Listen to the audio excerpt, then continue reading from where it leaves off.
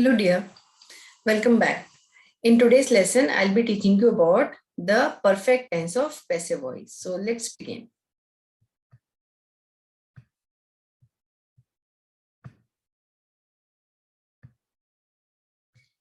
Passive voice perfect tense.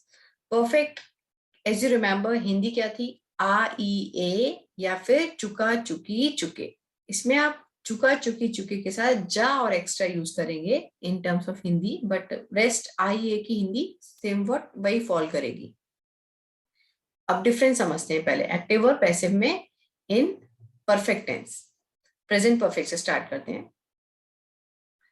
Sentences Ram ने काम किया है. Ram has done a work. ये बनती Ram has done a work. Ram ने काम किया है या राम काम कर चुका है. दोनों हिंदी की यही रहती. बट जब हम इसको पैसिव में बनाएंगे तो हमें राम का जिक्र नहीं करना है, हमें सब्जेक्ट का जिक्र नहीं करना है, बल्कि काम का जिक्र करना है. काम है work. Work has been done.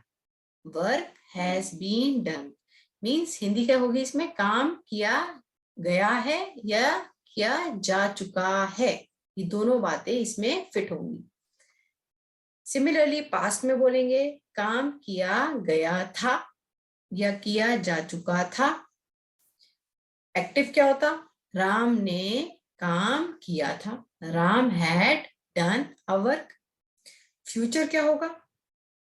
In perfect in passive voice, future perfect in passive voice क्या होगा? Work will have been done. काम किया जाएगा. किसके द्वारा? That is optional. काम किया जाएगा या काम किया जा चुका होगा.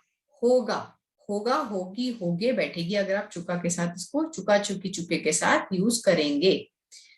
और एक्टिव में क्या होता है? ये राम कोई काम है, मतलब Ram will have done a work.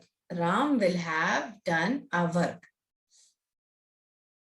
So now let's study their formulas of present perfect, past perfect and future perfect one by one. Okay. So अब start करते हैं present perfect with a new example. Lockdown लगाया गया है या policies बनाई गई हैं या बनाई जा चुकी हैं. So lockdown has been imposed. Policies has been made या अगर इशू करी गई है तो has been issued. Lockdown hasn't been imposed. Lockdown नहीं लगाया गया है. क्या लॉकडाउन लगाया गया है? Has the lockdown been imposed?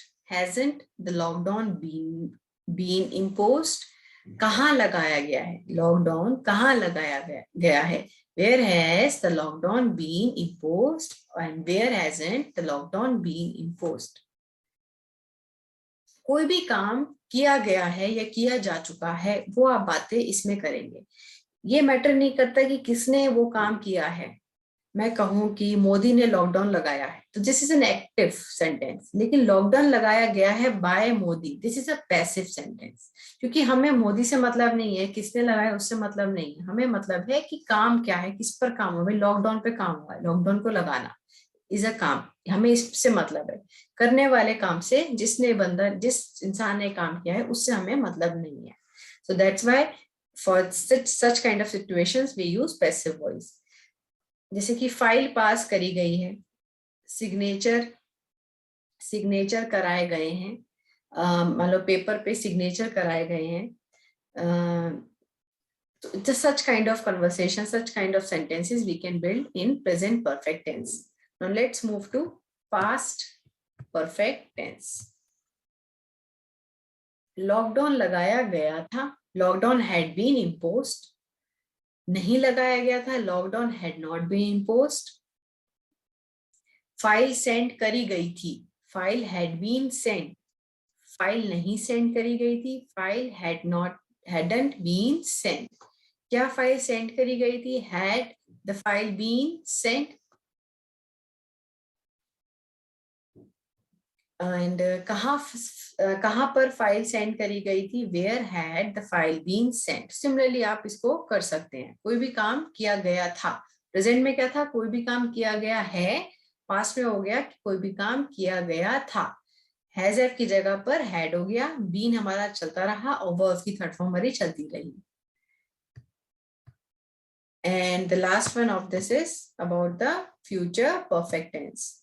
Future perfect tense में क्या होगा कि कोई काम किया जाएगा, ये किया जा चुका होगा, इस तरीके से work will have been done, काम किया जा चुका होगा, work won't have been done, क्या काम किया जा चुका होगा, will the work have been done, won't the work have been done, क्या लॉकडाउन लगाया जा चुका होगा, will the lockdown have been imposed, क्या फाइल सेंड करी जा चुकी होगी, will the file have been sent, और कहाँ सेंड करी जा चुकी होगी, where will the file have been sent, या where won't the file have been Saint.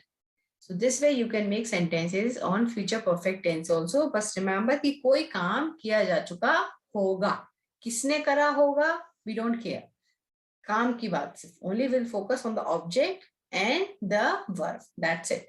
Subject by के through आप लगा सकते हैं, by him, by her, by whoever the person is.